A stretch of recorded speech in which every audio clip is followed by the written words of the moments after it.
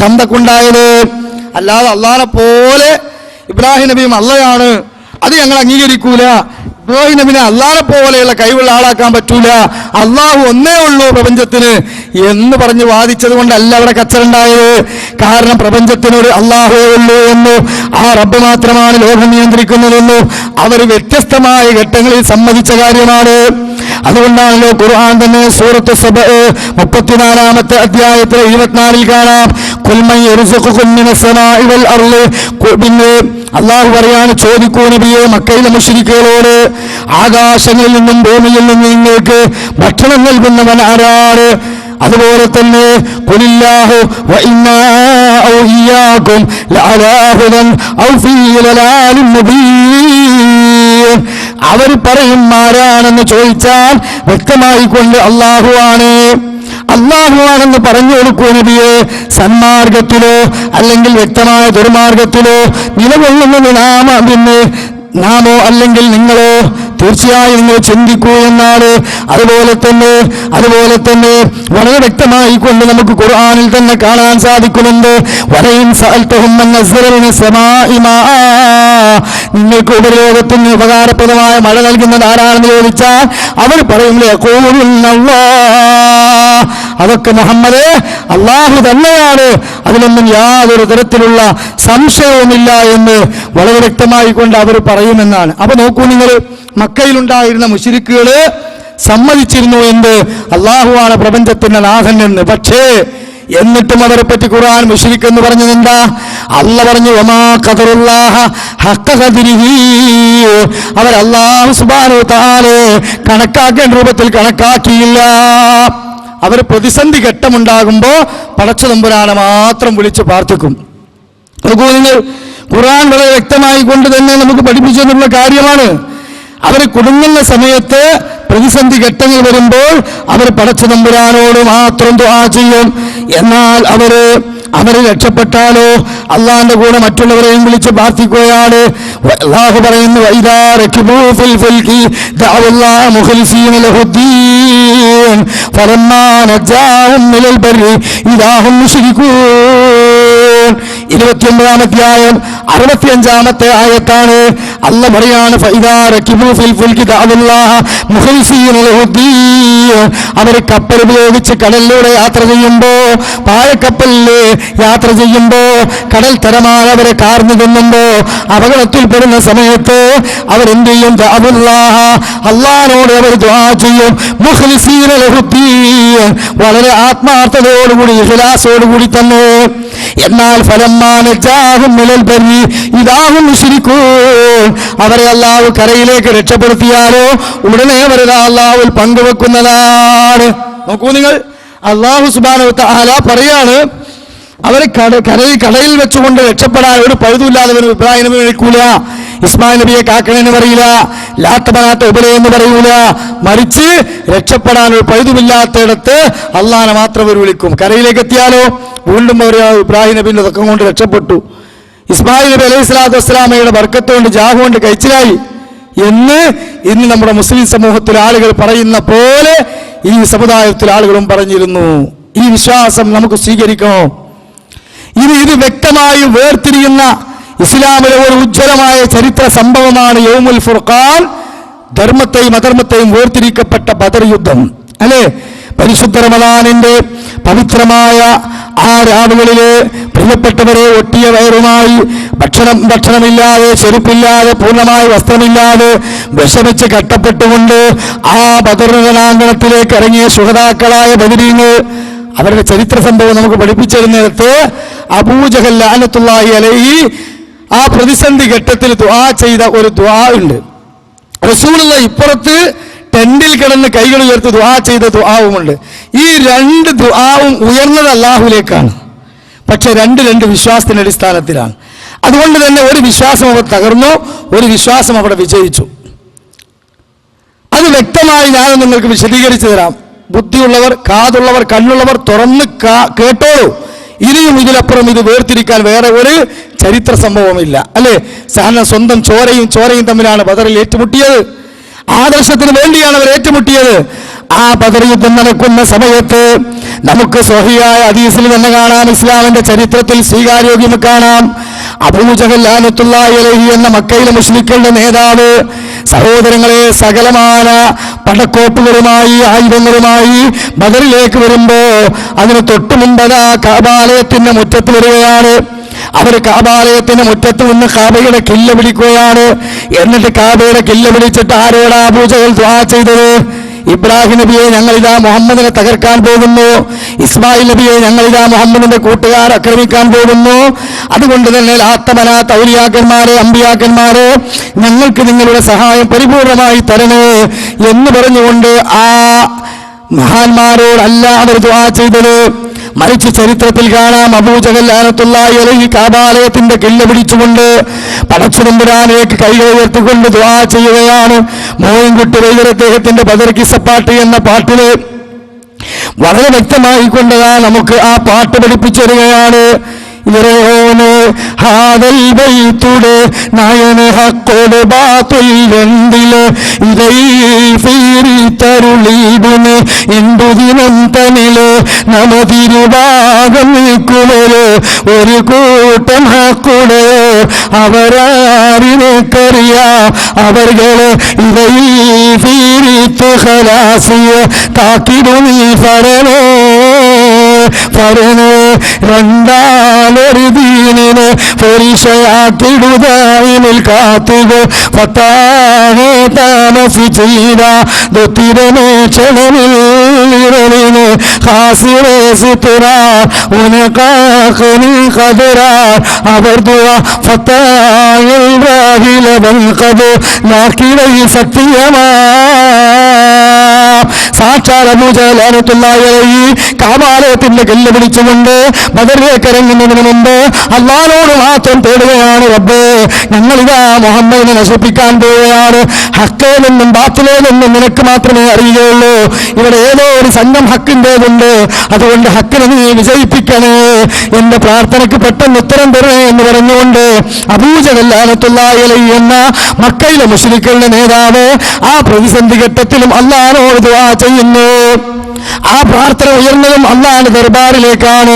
എന്നാൽ തൊട്ടപ്പുറത്തെ ടെന്റിൽ ഇരുന്നുകൊണ്ട് സുജൂദിൽ കിടന്നുകൊണ്ട് കക്ഷത്തിന്റെ വെള്ള കാണുമാറ് താടിരോമങ്ങളിലൂടെ കണ്ണുനീരിപ്പിക്കൊണ്ട് അല്ലാഹുവിന്റെ ഹബീബ് സയ്യിദുനാ അഷ്റഫുൽ ഖൽഖ് മുഹമ്മദ് മുസ്തഫ സല്ലല്ലാഹു അലൈഹി വസല്ലം ദുആ ചെയ്യുകയാണ്. അത് മോയിൻകുട്ടി വൈദ്യർ കൃത്യമായ പാട്ടാക്കി പഠിപ്പിച്ചിട്ടുണ്ട്. ഓതിയിടയിറാവേ ഖൈറുൽ വറ സുജൂദിൽ കിറന്നീരന്തു ദുആ വല്ലക പൂനി ചെയ്ത രശായ വിണ്ടകമുണ്ടി പേരായ ദുആ ഖാദിയറുൽ മലായികത്ത് എന്തൂദർ ഹബീബി റബറ ഖബൽതു ബിഹായി ഇറങ്ങുമെന്നുണ്ട് സഹബാലരും ഖസാം.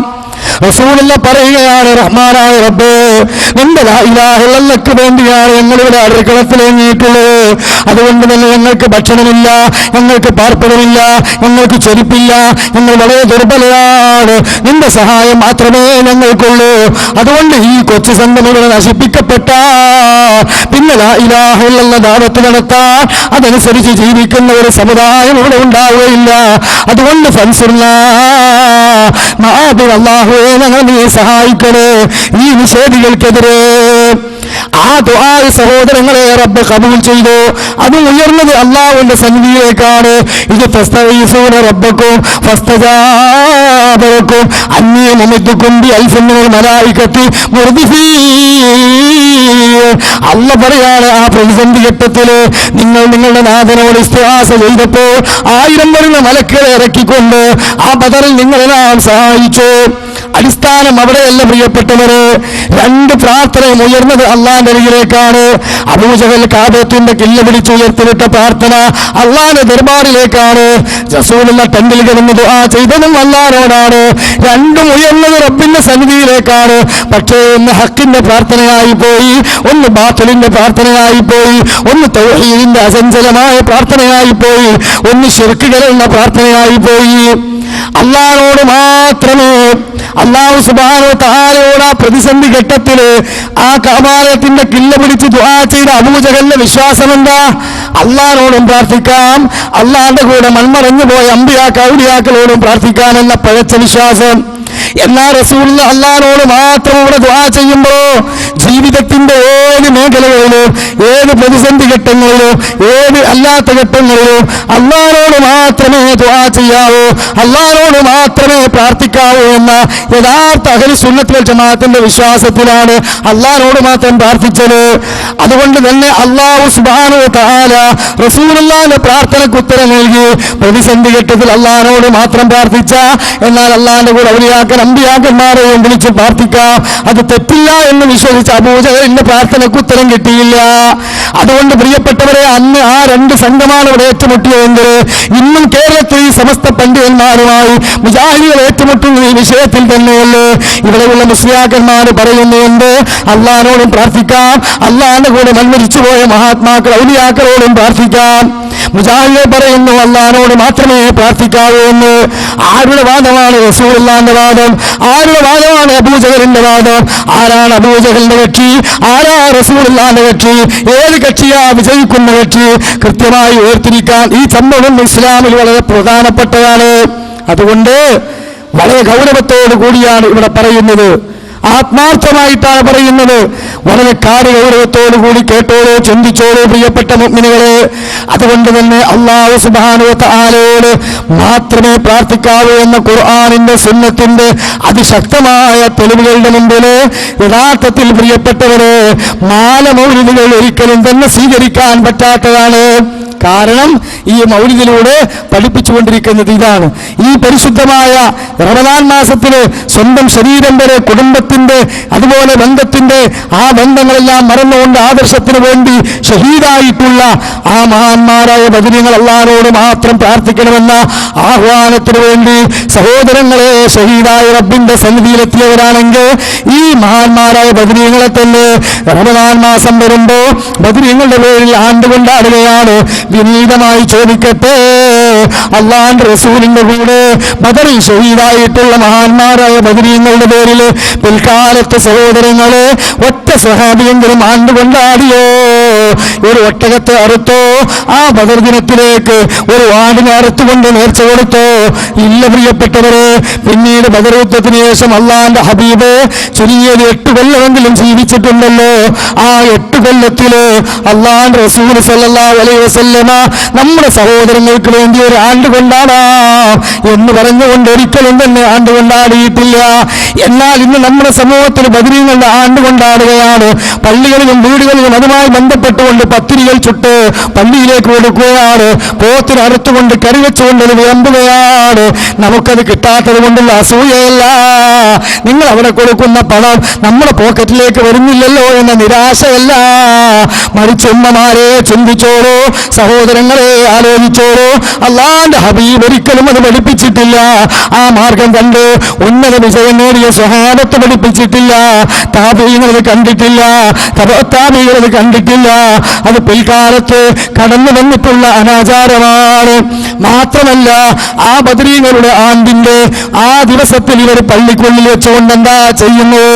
അള്ളാഹുവിന്റെ ഖുർആൻ പറഞ്ഞതിന് നേരെ എതിര് 72-ാം അധ്യായം സൂറത്ത് ജിന്ന് 18-ാമത്തെ ആയത്ത് മറിച്ചോ? അള്ളാഹുവിന്റെ ഖുർആൻ പറയുന്നത് എന്താണ്? വഅന്നൽ മസാജിദ ലില്ലാഹ് ഫലാ തദ്ഉ മഅല്ലാഹി അഹദാ. നിശ്ചയം പള്ളികൾ അല്ലാഹുവിന്റെ ഭവനമാണ്, പടച്ചതമ്പുരാന്റെ വീടാണ് പള്ളി എന്ന് പറഞ്ഞാൽ അതുകൊണ്ട് ആ പള്ളിക്കുള്ള ഗുണമെന്താണ്? ആ പള്ളിക്കുണ്ടായിരിക്കേണ്ട ഗുണമെന്താണ്? ഫലാ തദ്ഉ മഅല്ലാഹി അഹദാ. ആ അള്ളാഹുവിന്റെ കൂടെ നിങ്ങൾ അള്ളാഹുവിന്റെ കൂടെ മറ്റൊരാളെയും വിളിച്ച് പ്രാർത്ഥിക്കല്ല കേട്ടോ, മറ്റൊരാളോട് നിങ്ങൾ തേടല്ല കേട്ടോ. ഇത് പഠിപ്പിച്ച ആ വിശുദ്ധ ഖുർആൻ തന്നെ ആ പള്ളിക്കുള്ളിൽ ഓതുമ്പോൾ ബദരീങ്ങളുടെ ആണ്ടിന്റെ ദിവസത്തിൽ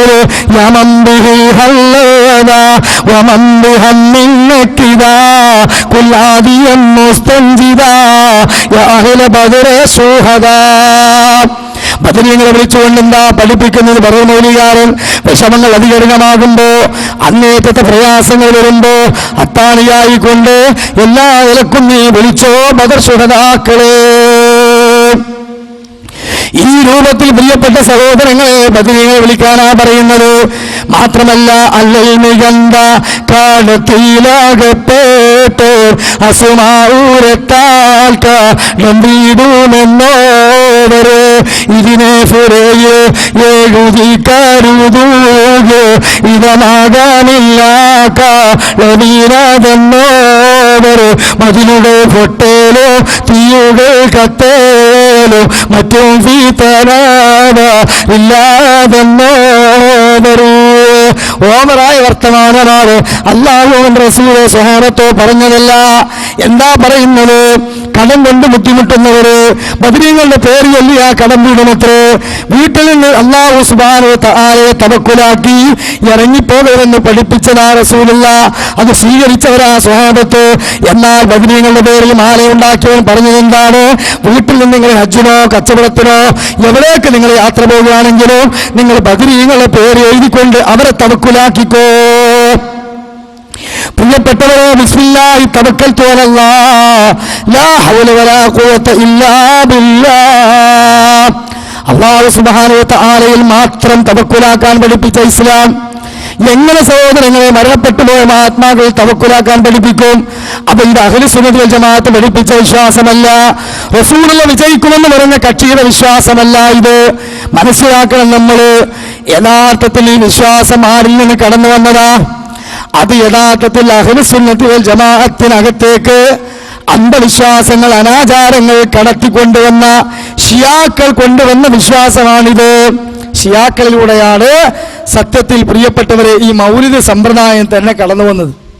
അപ്പൊ ഇന്ന് അല്ലാഹുവിന്റെ റസൂൽ സല്ലല്ലാഹു അലൈഹി വസല്ലമയുടെ ജന്മദിനാഘോഷം റബീഉൽ അവ്വൽ മാസത്തിൽ കൊണ്ടാടാത്തതിന്റെ പേരിൽ നമ്മൾ ഇബ്ലീസിന്റെ അനുയായികളാണെന്നും റസൂലിനോട് സ്വഹാബത്തിനോട് സ്നേഹമില്ലാത്തവരാണെന്നും നാടുനീളെ പ്രചരിപ്പിക്കുന്ന നമ്മുടെ നാട്ടിൽ പണ്ഡിതന്മാർ വിനയത്തോടുകൂടി ചോദിക്കട്ടെ, ഇസ്ലാമില് ഇത് വലിയ പുണ്യമുള്ള ഒരു ആചാരമാണെങ്കിൽ, കർമ്മമാണെങ്കിൽ മുജാഹിദ് ഒരിക്കലും തന്നെ ആ പുണ്യകർമ്മം വലിച്ചെറിയൂല.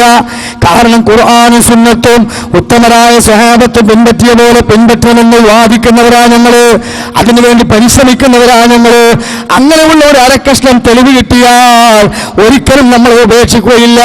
പക്ഷേ പ്രിയപ്പെട്ട സഹോദരങ്ങള്, നിങ്ങൾ മനസ്സിലാക്കേണ്ടത് 40-ാമത്തെ വയസ്സിൽ വഹി ലഭിച്ചിട്ട് 63-ാമത്തെ വയസ്സിലാണല്ലോ റസൂലുള്ള വഫാത്താകുന്നത്.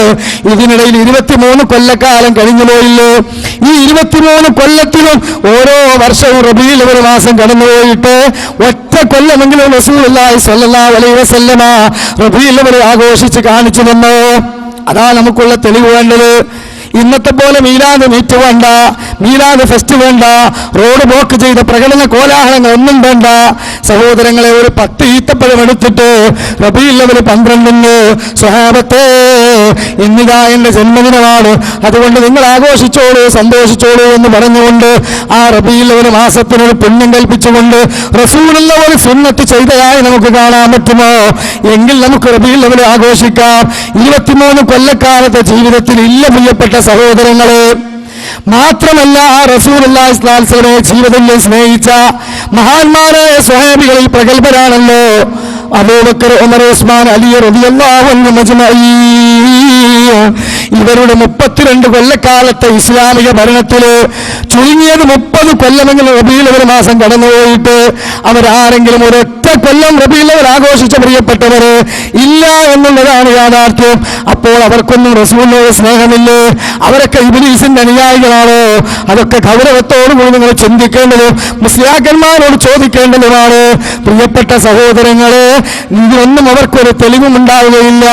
ഇതിനൊന്നും ഒരു മറുപടിയും വെക്കാതെ പള്ളിക്കുള്ളിൽ എന്തെങ്കിലും പറഞ്ഞു പോവുകയല്ലാതെ പുറത്തിറങ്ങി ഇതുപോലെ വേദി കെട്ടിയിട്ട് കൃത്യമായി ഇതിനൊക്കെ അണാപ്പൈ തീർത്ത് ഖുർആനും സുന്നത്തും വെച്ച് മറുപടി പറയാ ഒറ്റ മുസ്ലിയാക്കന്മാർ രംഗത്ത് വരില്ല. നിങ്ങൾ കൃത്യമായി ശ്രദ്ധിച്ചോളൂ. ഇത് ഗൗരവത്തോടു കൂടിയാണ് പറയുന്നത്, തെളിവിന്റെ അടിസ്ഥാനത്തിലാണ് പറയുന്നത്, വെറുതെ പറഞ്ഞു പോവുകയല്ല. അതുകൊണ്ടാണ് ഒരൊറ്റ പരിപാടിക്ക് പോലും ആധികാരികമായി പറഞ്ഞതിന് മറുപടി പറയാതെ എന്തെങ്കിലുമൊക്കെ ക്ലിപ്പുകൾ ഇട്ടുകൊണ്ട് നമ്മെ പരിഹസിച്ചത് കൊണ്ട് കാര്യമില്ല. അഹ്ലു സുന്നത്തി വൽ ജമാഅത്ത് ഒറിജിനലായി മുസ്ലിയാക്കന്മാർ പ്രചരിപ്പിക്കുന്നതാണെങ്കിൽ അത് നമ്മൾ അംഗീകരിക്കേണ്ടതാണ്. പക്ഷേ നമ്മൾ പറയുന്നു അവർ അഹ്ലുൽ ബിദ്അത്തി വൽ ഖുറാഫാത്തി വൽ ദലാലത്താണ് പ്രചരിപ്പിക്കുന്നത്. അതിന് വ്യക്തമായി തെളിവ് സഹോദരങ്ങളെ നമ്മൾ പറയാൻ, സയ്യിദ് ബക്കരി എന്ന് പറയുന്ന മദ്ഹബിലെ പണ്ഡിതൻ, ആ സയ്യിദ് ബക്കറിയുടെ ഇആനത്തു ത്വാലിബീൻ എന്ന് പറയുന്ന ഗ്രന്ഥമുണ്ട്. പള്ളി ദർസിലൊക്കെ ഉയർന്ന മുസ്ലിയാക്കന്മാർ ഓതുന്ന ഗ്രന്ഥമാണ്. ആ ഇആനത്തു ത്വാലിബീൻ എന്ന ഗ്രന്ഥത്തില് 3-ാം ഭാഗത്തില് പ്രിയപ്പെട്ടവരെ നിങ്ങളൊന്ന് പരിശോധിച്ചു നോക്കൂ. അതിൽ നമുക്ക് കാണാൻ കഴിയും ഈ മൗലിദ് സമ്പ്രദായം എന്ന് പറയുന്നത് എന്ന് മുതലാണ് ദീനിലേക്ക് കടന്നു വന്നത്. അത് വ്യക്തമായി പറയുന്നു. കാല സഹാബി പറയുന്നു, ഇന്ന അമലൽ മൗലിദി ഹദസ ബഅദൽ ഖുറൂനി സലാസ് വ അവ്വലു മൻ ഹദസഹു മിനൽ മുലൂക്കിൽ മലിക്കുൽ മുനഫർ അബൂ സാഹിബ് ഹർബ് എന്നാണ്.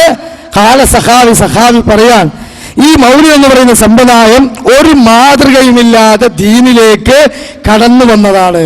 എന്താണ്? ഒരു മാതൃകയുമില്ലാത്തതിനാണ് ഹദസ എന്ന് പറയാം. റസൂലോ സ്വഹാബത്തോ ഒരിക്കലും പഠിപ്പിക്കാത്തത്. ദീനായി ഒരാൾ കൊണ്ടുവന്നാൽ സ്വീകരിക്കണം എന്നാണോ തള്ളിക്കളയണമെന്നാണോ റസൂല പറഞ്ഞത്? അള്ളാന്റെ ഹബീബ് പറഞ്ഞത്, മൻ അമില അമലൻ ലൈസ അലൈഹി അംറുനാ ഫഹുവ റദ്ദ് ഖാല റസൂലുള്ളാഹി സ്വല്ലല്ലാഹു അലൈഹി വസല്ലം. നാം മതമായി നിങ്ങൾക്ക് കാണിച്ചു തരാത്ത ഒന്ന് ആര് മതമായി കൊണ്ടുവന്നാലും ദീനായി കൊണ്ടുവന്നാലും പുണ്യമുണ്ടെന്ന് പറഞ്ഞാലും കൊണ്ടുവന്നവനെയും കൊണ്ടുവന്നതിനെയും നിങ്ങൾ തള്ളിക്കളയണമെന്ന് ഖാല റസൂലുള്ളാഹി. എങ്കിൽ ചോദിക്കട്ടെ പ്രിയപ്പെട്ടവരെ, ഈ മൗലികാരൻ ഈ മൗലിക കിതാബിനെ പറ്റി പള്ളി ദർസിലോതുന്ന കിതാബിൽ തന്നെ പറയുന്നുണ്ട്, 3 നൂറ്റാണ്ടിന് ശേഷം കടന്നു വന്ന ഒരു പുത്തനാചാരമാണിത്. 3 നൂറ്റാണ്ടെന്ന് പറഞ്ഞാൽ ഏതാ കാലഘട്ടം? നമ്മളെ വാപ്പപ്പാരല്ല, റസൂലിന്റെ നാവ് കൊണ്ട് സർട്ടിഫിക്കറ്റ് നൽകിയ സ്വഹാബികൾ, താബികൾ, താബികൾ, ഈ ഉത്തമരായ 3 നൂറ്റാണ്ടിന് ശേഷം വന്നതാണ്. അല്ലാതെ മാലിക് ദീനാറും കൂട്ടരും കൊണ്ടുവന്നതല്ല, ഇമാമിനെ ഷാഫിഈ തങ്ങൾ കൊണ്ടുവന്നതല്ല, മറിച്ച് ഉത്തമരായ 3 നൂറ്റാണ്ടിന് ശേഷം വന്നതാണ്. എന്നിട്ട് പറയുന്നു പ്രിയപ്പെട്ടവരെ, അത് കൊണ്ടുവന്ന കാലഘട്ടം ആരാണ്? ഈജിപ്ത് ഭരിച്ചിരുന്ന മുദഫർ രാജാവിന്റെ കാലത്ത്. ആരാ ഈജിപ്ത് ഭരിച്ചത്? ആരാ ഭരിച്ചത്? അഹ്ലു സുന്നത്ത് വൽ ജമാഅത്തിന്റെ അമരക്കാരല്ല, മറിച്ച് ഷിയാക്കളിലൂടെ സൂഫിയാക്കന്മാര് ഈ റബീഉൽ അവ്വൽ മാസത്തില് പ്രത്യേകമായി റസൂലിന്റെ പേരിൽ മദ്ഹ് എന്ന് പറഞ്ഞുകൊണ്ട് ഒരുപാട് ഹിമാലയൻ നുണകൾ, ശിർക്കിന്റെ വരികൾ, ഇതുപോലെയുള്ള കുഫറുകൾ, ബിദ്അത്തുകൾ കുത്തി നിറച്ച ഒരു ഗ്രന്ഥമുണ്ടാക്കിയതിന് മൗലിദ് മദ്ഹ് എന്ന് ഓമന പേരിട്ടു. എന്നിട്ട് അത് റബീഉൽ അവ്വൽ മാസം തെരഞ്ഞെടുത്ത് പുണ്യമുണ്ടെന്ന് പറഞ്ഞ് അവർ ദീനിൽ ഒരു പുത്തൻ വാദം കടത്തിക്കൂട്ടി. അതുകൊണ്ടാണ് നമ്മളതിനെ എതിർത്തത്, നമ്മളത് ചെയ്യാത്തത്. അല്ല, റസൂലുള്ളാഹിനോട് സ്നേഹമില്ലായിട്ടല്ല. ഇത് ഇനിയും മനസ്സിലാകാത്ത ആളുകൾക്ക് ദക്ഷിണ കേരള ജംഇയ്യത്തുൽ ഉലമയുടെ വായിലായിരുന്ന തഴവ മുഹമ്മദ് കുഞ്ഞു മുസ്ലിയാർ, അദ്ദേഹത്തിന് ഗ്രന്ഥമുണ്ട് അൽ മവാഹിബുൽ ജലിയ, അതും പള്ളി ദർസിൽ മൗലവിമാർ ഓതുന്ന ഗ്രന്ഥാണ്. ആ മലയാള പാട്ട് നിങ്ങളൊന്ന് എടുത്ത് പാടി നോക്ക്. ഞാൻ ഈ പറഞ്ഞ ഇബാറത്തിന്റെ അർത്ഥം അങ്ങനെ തന്നെ അതിൽ കൊടുത്തിട്ടുണ്ട്. എന്താ പറഞ്ഞത്? മലിക്കുൽ മുദഫർ ധീരനായൊരു രാജനാം, ഹെർബിൽ ഭരിച്ചവനാണ് വന്ദറുനിഷ്ഠനാ, മൗലീദ് കഴിക്കുന്നന്ന് ആടയ്യായിരോ, പൊരിക്കുന്നതാണ് കോഴിയും 10,000. ആടയ്യായിരം കോഴി 10,000 ഒക്കെ പൊരിച്ചുകൊണ്ട് മലിക്കുൽ മുദഫർ എന്ന രാജാവിന്റെ കാലത്ത് ഗംഭീരമായി ജന്മദിനം ആഘോഷിച്ചിരുന്നു. സഹോദരങ്ങളെ, ആ രൂപത്തിൽ അതിനെ ന്യായീകരിച്ച് പാടിയ തഴവ മുഹമ്മദ് കുഞ്ഞു മുസ്ലിയാർ തന്നെ തെറ്റ് സമ്മതിച്ചു പോയി. തെളിവുകളുടെ മുമ്പിൽ കൃത്യമായി കൊണ്ട് ഏത്തമിട്ടു. എന്താ? തൊട്ടു മുമ്പ് അദ്ദേഹം പാടിയെന്ന് മൗലീദ് കഴിക്ക് മുമ്പ് പതിവില്ലാത്തതാ, അത് ഹിജ്റ 300 ശേഷം വന്നതാ എന്നും സഹാബി പറഞ്ഞതായി കാണുന്നതാ, അത് ഹലവി 1-ാം ഭാഗമേ നോക്കേണ്ടതാ. മൗലിദ് കഴിക്കാവുന്ന സമ്പ്രദായ റസൂലോ സ്വഹാബത്തോ താബിഈങ്ങളോ താബിഈങ്ങളോ ചെയ്തതല്ല. എത്ര വ്യക്തമായിട്ടാ പറയുന്നത്. ഇങ്ങനെ ഒരു രേഖയുമില്ലാത്തൊരു കാര്യം നല്ലതാണെന്ന് പറഞ്ഞ് ദീനിലേക്ക് കൊണ്ടുവന്നിട്ട് അത് ചെയ്യാത്തവർ പുത്തൻവാദികളാണെന്ന് പറയുമ്പോൾ മഹാനായ ഇമാമുന ശാഫിഈ തങ്ങൾ പുത്തൻവാദിയാണെന്ന് പറയേണ്ടി വരും. മാലിക് ദീനാറും കൂട്ടരും പുത്തൻവാദികളാണെന്ന് പറയേണ്ടി വരും. അതുപോലെ സ്വഹാബത്ത് പുത്തൻവാദികളാണെന്ന് പറയേണ്ടി വരും. എന്തിനേറെ റസൂലുള്ളാഹി എന്ന പുത്തൻവാദിയാണെന്ന് പറയേണ്ടി വരും. കാരണം അവരാരും ചെയ്തിട്ടില്ലാത്തവർക്കാർക്കും പരിചയമില്ലാത്തൊരു കാര്യം ദീനാണെന്ന് പറഞ്ഞ് നമ്മുടെ മുമ്പിൽ കൊണ്ടുവരുമ്പോ തെളിവില്ലാത്തത് കൊണ്ട് നമ്മൾ സ്വീകരിക്കാൻ പാടില്ല. എന്നാൽ അല്ലാഹുവിന്റെ റസൂലിന്റെ സ്വന്തം ജീവനേക്കാൾ നമ്മൾ സ്നേഹിക്കേണ്ടതുണ്ട്. ആ സ്നേഹം എങ്ങനെയാണ്? മൻ അഹബ്ബനി സുന്നത്തി ഫഖദ് അഹബ്ബനി വമൻ അഹബ്ബനി കാന മഅി ഫിൽ ജന്ന. ആര് എന്റെ സുന്നത്തിനെ സ്നേഹിക്കുന്നുവോ റസൂലുള്ളാഹി പഠിപ്പിക്കാണ്. ആര് ഞാൻ നിസ്കരിച്ച പോലെ, നോമ്പ് നോട്ട പോലെ, കുടുംബജീവിതം കൊണ്ടാടിയ പോലെ ഇസ്ലാമിന്റെ വിശ്വാസകരം ആചാരങ്ങൾ ആര് സ്വീകരിക്കുന്നുവോ അവരാണ് യഥാർത്ഥത്തിൽ എന്നെ സ്നേഹിച്ചവർ. അങ്ങനെ എന്റെ ചര്യ പിൻപറ്റി എന്നെ സ്നേഹിച്ചവർ എന്നോടൊപ്പം സ്വർഗത്തിലാണ്. അത് സ്വർഗത്തിൽ കിടക്കണമെങ്കിൽ ഇസ്ലാം പഠിപ്പിച്ചത് ഇതാണ്. എന്നാൽ ഇത് എന്തിനാ ഇസ്ലാമിൽ ഇവർ തുന്നിച്ചേർത്തത്? അത് ഇമാം ഫാക്കിയാനി എന്ന മദ്ഹബിലെ പ്രഗത്ഭ പണ്ഡിതൻ അദ്ദേഹത്തിന്റെ ഗ്രന്ഥത്തിൽ പറഞ്ഞു. അത് ഇമാം സുയൂത്തി പോലും അദ്ദേഹത്തിന്റെ ഗ്രന്ഥത്തിൽ കൊടുത്തു. എന്താണ്? ഇമാം ഫാക്കിയാനി എന്ന പ്രഗത്ഭനായ മദ്ഹബിന്റെ പണ്ഡിതനോട് ആ കാലഘട്ടത്തില് ആളുകൾ വന്നുകൊണ്ട് ചോദിക്കുകയാണ്, ഇമാമേ, ഈ മൗലിദിന് വല്ല അടിത്തറയുമുണ്ടോ? മൗലിദ് ആഘോഷിക്കാനും മൗലിദ് ചൊല്ലാനും വല്ല രേഖയുമുണ്ടോ? അദ്ദേഹം പറഞ്ഞ മറുപടി കേട്ടോളൂ. എന്ത് മറുപടിയല്ല, മുജാഹിദ് പണ്ഡിതന്മാർ എഴുതി കൂട്ടിയതല്ല, കിതാബിൽ നിന്നാണ് വായിക്കുന്നത്.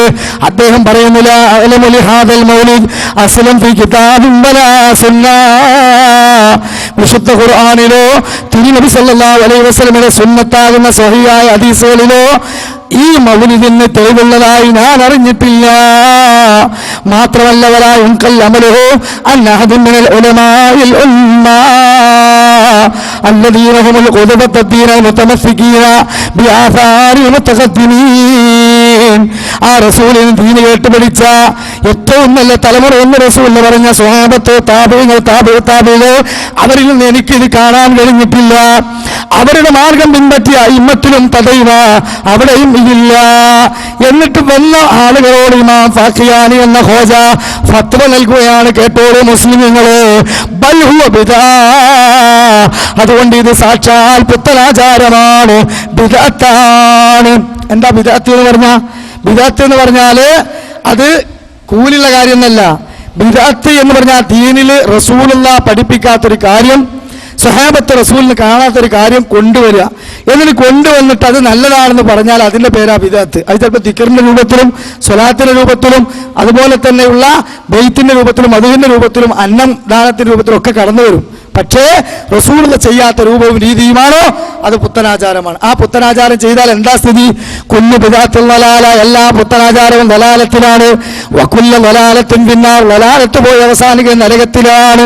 അപ്പൊ ബിദ്അത്ത് ചെയ്താൽ നരകത്തിൽ, ബിദ്അത്ത് ചെയ്താൽ പരലോകത്ത് ഹൗദുൽ കൗസർ എന്ന പാനീയം റസൂലുള്ളാഹി നൽകാതെ ആട്ടിയകറ്റും. ഞാൻ വിശദീകരിച്ചു തരാം.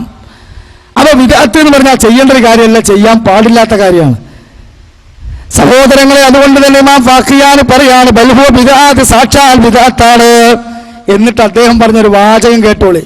ഇത് സാധാരണക്കാരായ ആളുകൾ ചിന്തിക്കും, പക്ഷേ മുസ്ലിയാക്കന്മാർ കേട്ടാൽ അവർക്ക് ദേഷ്യം പിടിക്കും. എന്താണ് ഫാക്കിയാനി പറഞ്ഞ വാചകം? എന്റെ വാചകമല്ല.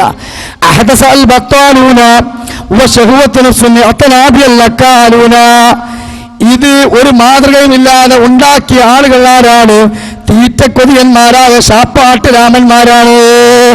തീറ്റക്കൊതിയന്മാർ, മെയ്യനങ്ങാതെ ഒരു പണിയെടുക്കാതെ മുസ്ലിം ഉമ്മത്തിന്റെ അജ്ഞതയെ ചൂഷണം ചെയ്ത് ഇസ്ലാമിലേക്ക് ആത്മീയതയുടെ കപടക്കുപ്പായമിട്ട് കൊണ്ടുവന്നിട്ട് ഇസ്ലാമാകുന്ന വടവൃക്ഷത്തിൽ ഇത്തരത്തിലുള്ള ബിദ്അത്തുകൾ തുന്നിച്ചേർത്ത് അത് മുസ്ലിം ഉമ്മത്തിന്റെ മുതുകിൽ വെച്ച് കെട്ടി ദീനാണെന്ന് പറഞ്ഞവരെ ചൂഷണം ചെയ്യാൻ വേണ്ടി ഉണ്ടാക്കിയതാണ് എന്ന് പച്ചയായി ഫാക്കിയാനി പറയാം. ഇതൊന്നും നിഷേധിക്കാൻ അവർക്ക് കഴിയൂല.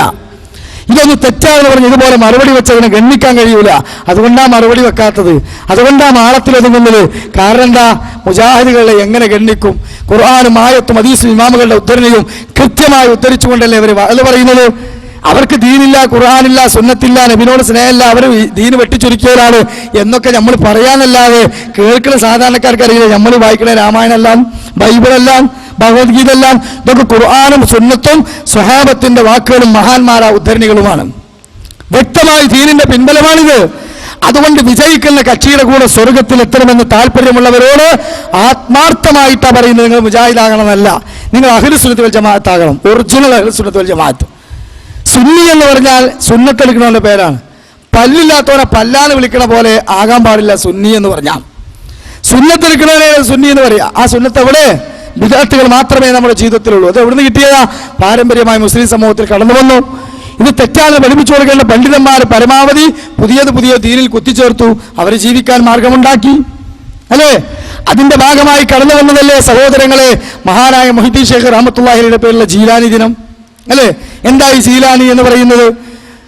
ഇറാഖിൽ ബഗ്ദാദ് എന്ന് പറയുന്ന ആ മണ്ണിൽ പ്രബോധനം നിർവഹിച്ച മഹാനായ വലിയ ജീലാൻ എന്ന പ്രദേശത്ത് ജനിച്ചിട്ടുള്ള അബ്ദുൽ ഖാദർ, മുഹിയുദ്ദീൻ അബ്ദുൽ ഖാദർ എന്ന ആ മഹാനവറുകൾക്ക് മുഹിയുദ്ദീൻ എന്ന പേര് കിട്ടിയത് എങ്ങനെ? ഖുർആനും സുന്നത്തും കാണാത്ത, കേൾക്കാത്ത, അറിയാത്ത അന്ധവിശ്വാസത്തിൽ ജീവിച്ച ഒരു സമുദായത്തിന് അള്ളാഹുവിന്റെ ഖുർആൻ ഓതിക്കൊടുത്ത് സുന്നത്ത് ഓതിക്കൊടുത്ത് അവരെ നന്നാക്കി. അതുകൊണ്ട് തന്നെ അബ്ദുൽ ഖാദർ ജീലാനി എന്ന പേരിന്റെ കൂടെ മുഹിയുദ്ദീൻ, ദീനിനെ ഹയാത്താക്കിയവൻ എന്ന സ്ഥാനപ്പേര് മഹാനവർക്ക് കിട്ടി. ആ മഹാനവറുകൾ എഴുതിയ ഗ്രന്ഥം നിങ്ങൾ പരിശോധിച്ചിട്ടുണ്ടോ? ഇല്ല. അത് മുസ്ലിയാക്കന്മാർ ഇന്ന് വരെ പാടി തന്നിട്ടുണ്ടോ? ഇല്ല. അത് ഇന്ന് വരെ വായിച്ചു തന്നിട്ടുണ്ടോ? ഇല്ല. അതിന്റെ അർത്ഥം പറഞ്ഞു തന്നിട്ടുണ്ടോ? ഇല്ല. എന്തുകൊണ്ട്? അതിലെ അർത്ഥം കേട്ടാൽ യഥാർത്ഥത്തിൽ മുഹീദ്ദീൻ ശൈഖ് റഹ്മത്തുള്ളാഹി അലൈഹി ആദരിക്കുന്നവരും പിൻപറ്റുന്നവരും മുജാഹിദുകളാണ് എന്ന് ബോധ്യമാകും. എന്താ കാരണം? മുഹീദ്ദീൻ ശൈഖ് റഹ്മത്തുള്ളാഹിയുടെ ഗ്രന്ഥത്തിലുള്ള എന്താ? ഇജ്അൽ കിതാബ വസുന്ന, നീ ഖുർആനും സുന്നത്തും കൃത്യമായി നിന്റെ ജീവിതത്തിൽ കൊണ്ടുവാ, അല്ലെങ്കിൽ നിന്റെ മുമ്പിൽ വെക്ക്. എന്നിട്ട് ഫൻദുർ, നീ അതിലേക്ക് കൃത്യമായി നോക്ക്. എന്നിട്ട് മുൻഗാമികൾ ഇതിനെ പഠിച്ച പോലെ നീ പഠിക്ക്. എന്നിട്ട് ലാ തഖ്തറന്ന ബിൽ ഖാലി വൽ ഖീരി വൽ ഹലർ, പറയപ്പെട്ടു എന്ന് പറയുന്ന കെട്ടുകഥകളും അതുപോലെ തന്നെ രേഖയില്ലാത്ത സനദില്ലാത്ത സ്വപ്നകഥകളൊക്കെ ഒഴിവാക്ക്. തെളിവിന്റെ അടിസ്ഥാനത്തിൽ സ്വീകരിക്കുമെന്ന് പറഞ്ഞ ആളാ ഷെയ്ഖ് ജീലാനി, അല്ലേ? ആ ഷെയ്ഖ് ജീലാനിയുടെ പേരില് പിൽക്കാലത്ത് ഖാളി മുഹമ്മദ് എന്ന കോഴിക്കോട്ടുകാരൻ മൊഹിദ്ദിമാലുണ്ടാക്കി. ഷെയ്ഖ് ജീലാനി പറഞ്ഞതാ? അല്ല. എന്താ മൊഹിദ്ദിമാലെ പറ്റി പറഞ്ഞത്? മൊഴിയൊന്നും കളയാതെ ഫുനയാതെ സ്വന്നോർക്ക് മണിമേടം സ്വർഗത്ത് നായം കൊടുക്കുമേ. ഒരു വരി തെറ്റുകൂടാതെ മൊഹിദ്ദിമാല ഖത്തം തീർത്ത സ്വർഗത്തിലൊരു കൊട്ടാരം തരാം. ഓ, നമ്മളൊരു ഇഞ്ച് കിട്ടിയെങ്കിൽ മതി വിചാരിച്ചിട്ട് പ്രവർത്തിക്കുകയാണ്. സ്വർഗത്തിൽ ഉന്നതമായ സ്ഥാനം കിട്ടട്ടെ പ്രാർത്ഥിക്കുകയാണ്. ഇവിടെ പറയുന്ന തരങ്ങൾ ഒരു തെറ്റും കൂടാതെ ഒറ്റവട്ടം ഖത്തം തീർത്ത സ്വർഗത്തിലൊരു കൊട്ടാരം തരാം. ഇത് ഷെയ്ഖ് ജീലാനി പറയൂല പ്രിയപ്പെട്ടവരെ, ഒരിക്കലും പറയില്ല. ഇത് ഖാലി മുഹമ്മദ് ഉണ്ടാക്കിയതാണ്. അള്ളാഹുവിന്റെ ഖുർആൻ മുഴുവൻ ഓതിയാലും സ്വർഗം തരാൻ അല്ല പറഞ്ഞോ? ഇല്ല. അത് മുഴുവൻ മനപ്പാടാക്കിയാലും സ്വർഗം തരാന്ന് പറഞ്ഞോ? ഇല്ല. അതനുസരിച്ച് ജീവിച്ചെങ്കിലേ സ്വർഗം കിട്ടുള്ളൂ, അല്ലേ? അപ്പൊ സ്വർഗം തരാമെന്ന് പറഞ്ഞുകൊണ്ട് മനുഷ്യരെ ഈ രൂപത്തിലേക്ക് ഖാലി മുഹമ്മദ് എഴുതിയുണ്ടാക്കിയ മൊഹിദ്ദിമാല, എന്നിട്ട് അത് തെറ്റാണെന്ന് പറഞ്ഞാൽ അള്ളാഹിന്റെ ഖുർആനും തെറ്റാണെന്ന് പറയേണ്ടി വരും എന്ന് വരെ നമ്മുടെ കേരളത്തിൽ ചില മുസ്ലിയാക്കന്മാർ പ്രസംഗിച്ചില്ലേ? നിങ്ങൾ ആലോചിച്ച് നോക്കി. ഖാലി മുഹമ്മദ് 450 കൊല്ലം മുമ്പ് എഴുതിയുണ്ടാക്കിയ മൊഹിദ്ദിമാല തെറ്റാണെന്ന് പറഞ്ഞാൽ അള്ളാഹിന്റെ ഖുർആൻ തെറ്റാണെന്ന് പറയേണ്ടി വരും. ആ മൊഹിദ്ദിമാലയിൽ പറയുന്ന ഒരു കാര്യമുണ്ട്. അതെന്താ? എന്നെ പിടിച്ചവര് ഏതും പേടിക്കേണ്ട, എന്നെ പീഡിച്ചോർക്ക് ഞാൻ കാവലെന്നോവറിയേ. ഷെയ്ഖ് മുഹീദ്ദീൻ അബ്ദുൽ ഖാദർ